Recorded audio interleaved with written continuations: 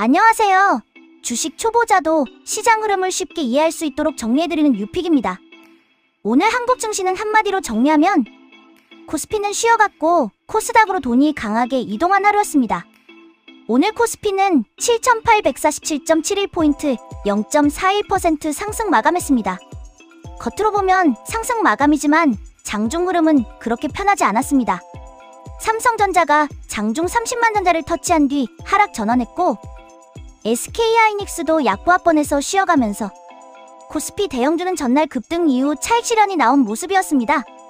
수급을 보면 코스피는 개인이 약 1조 원 이상 순매수, 기관도 매수했지만 외국인은 약 1조 9천억 원 순매도했습니다. 즉, 오늘 코스피는 외국인이 강하게 밀어올린 장이라기보다는 전날 급등 이후 개인과 기관이 받쳐주고 외국인은 차익 실현을 한 장으로 볼 수 있습니다. 반면 오늘 진짜 주인공은 코스닥이었습니다. 코스닥은 1161.13포인트 4.99% 급등 마감했습니다. 장 초반부터 상승폭이 커지면서 오늘도 코스닥 매수 사이드카가 발동됐습니다. 한국거래소 기준으로 오전 9시 33분 코스닥 150 선물과 지수가 급등하면서 5분간 프로그램 매수호가 효력이 정지됐고 이는 전날에 이어 이틀 연속 매수 사이드카였습니다. 발동 당시 코스닥 150 선물은 6.12%, 코스닥 150 지수는 5.53% 상승한 상태였습니다. 초보자분들은 여기서 꼭 이해하셔야 합니다. 매수 사이드카는 시장이 너무 빠르게 오를 때 잠시 브레이크를 거는 장치입니다. 폭락할 때만 위험한 게 아니라 너무 빠르게 급등할 때도 시장은 과열될 수 있기 때문에 잠깐 멈춰 세우는 겁니다. 쉽게 말하면 자동차가 갑자기 너무 빨리 달리면 사고를 막기 위해 속도를 조절하는 것과 비슷합니다. 오늘 코스닥 수급을 보면 더 선명합니다. 개인은 약 8,654억 원 순매도했지만 외국인은 약 5,974억 원, 기관은 약 2,877억 원 순매수했습니다. 즉, 오늘 코스닥은 개인이 판 물량을 외국인과 기관이 받아가면서 지수를 밀어 올린 장이었습니다.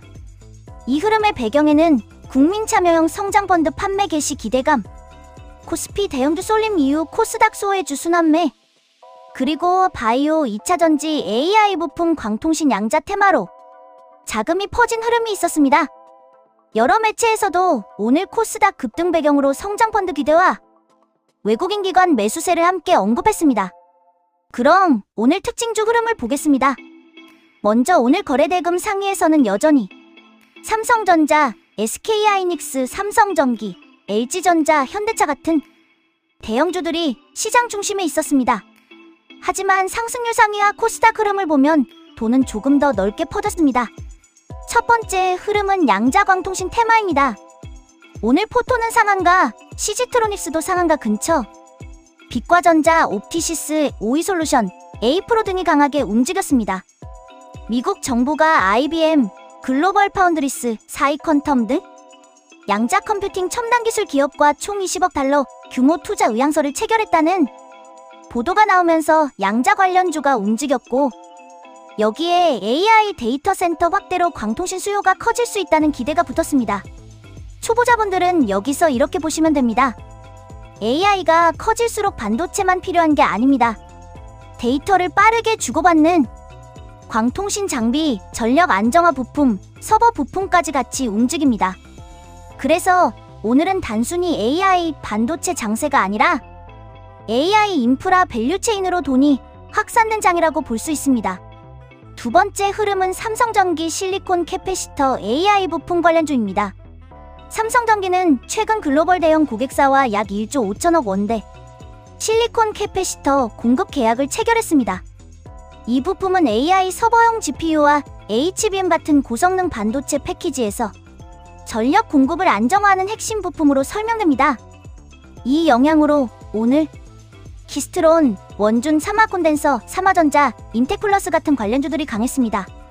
초보자 관점에서는 이 흐름을 이렇게 이해하면 됩니다. 삼성전기 한 종목만 보는 게 아니라 삼성전기가 AI 핵심 부품 공급망에 들어가면 주변 소재 장비 부품주도 같이 재평가될 수 있구나 이렇게 보는 겁니다. 세 번째 흐름은 바이오입니다. 오늘 한올바이오 파마, 니가캠바이오, S바이오메딕스, 네이처셀, 현대바이오 등이 강했습니다. 한올바이오파마는 파트너사 임뮤노반트 관련 임상 기대감이 부각됐고 올해 주요 파이프라인 임상 결과 발표 기대가 이어지는 상황입니다. 바이오는 장이 강할 때 단기적으로 가장 빠르게 튀는 섹터 중 하나입니다. 다만 초보자분들은 바이오를 볼 때 반드시 기억하셔야 합니다. 임상 기대감으로 급등한 종목은 결과 발표 전후로 변동성이 매우 커질 수 있습니다. 그래서 추격 매수를 하는 거래대금, 정고점 위치, 눌림목, 손절 기준을 먼저 정해야 합니다. 네 번째 흐름은 2차 전지와 에너지입니다. 오늘 에코프로, BM, 피노, 엔캠, 두산퓨얼셀, 비나텍 등이 강했습니다. 특히 두산퓨얼셀은 529억 원 규모 연료전지 공급 계약 이슈로 강하게 움직였고 비나텍도 3분기 실적 확대 기대가 붙었습니다. 2차 전지는 한동안 쉬었던 대표 성장 섹터입니다. 그런데 코스닥으로 돈이 들어오면 바이오와 함께 다시 가장 먼저 반응하는 경우가 많습니다.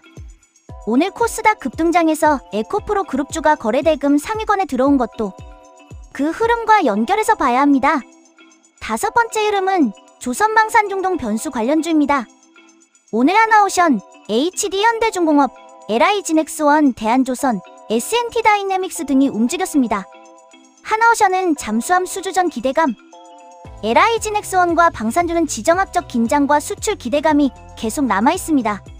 방산조선은 단기 테마라기보다 수주와 실적이 같이 봐야 하는 섹터입니다. 그래서 초보자분들은 급등주만 쫓기보다 실제 수주 뉴스가 있는지, 거래대금이 붙는지, 정고점 돌파가 나오는지를 같이 확인해야 합니다. 이제 5월 4주차 18일부터 22일까지의 돈의 흐름을 정리해보겠습니다. 이번 주 초반은 분명히 쉬운 장이 아니었습니다. 월요일부터 수요일까지는 시장이 과열 부담을 덜어내는 조정 구간이었습니다. 특히 19일에는 코스피가 마이너스 3.25%, 코스닥이 마이너스 2.41% 하락했고 20일에도 코스피는 마이너스 0.86%, 코스닥은 마이너스 2.61% 하락 마감했습니다. 이때 초보자분들이 가장 많이 헷갈립니다. 장이 끝난 건가? 이제 다시 폭락하는 건가? 이런 생각이 들 수 있습니다. 하지만 이번 주 흐름을 보면 하락의 성격은 추세 붕괴라기보다 과열 해소와 수급 흔들기에 가까웠습니다. 그리고 목요일인 21일 분위기가 급변했습니다. 삼성전자 노사합의 이슈와 반도체 반등, 미국 국채금리와 유가 진정 등이 겹치면서 코스피와 코스닥이 동시에 강하게 반등했고 양 시장에서 매수 사이드카가 발동됐습니다. 그 다음 오늘 금요일 22일에는 흐름이 조금 바뀌었습니다.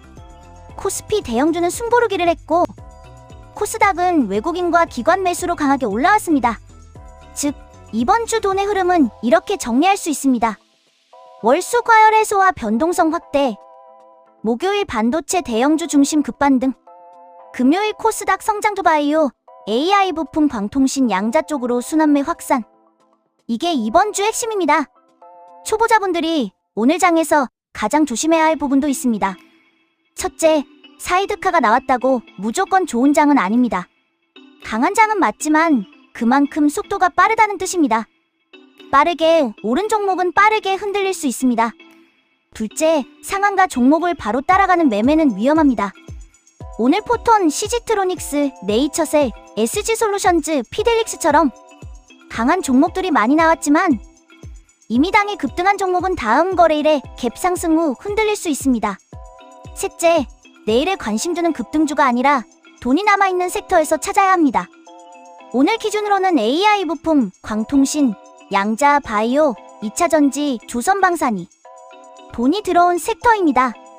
다만 종목을 볼 때는 반드시 거래대금, 정고점, 신고가 여부, 매물대 얇은 구간, 그리고 손절 기준을 함께 봐야 합니다.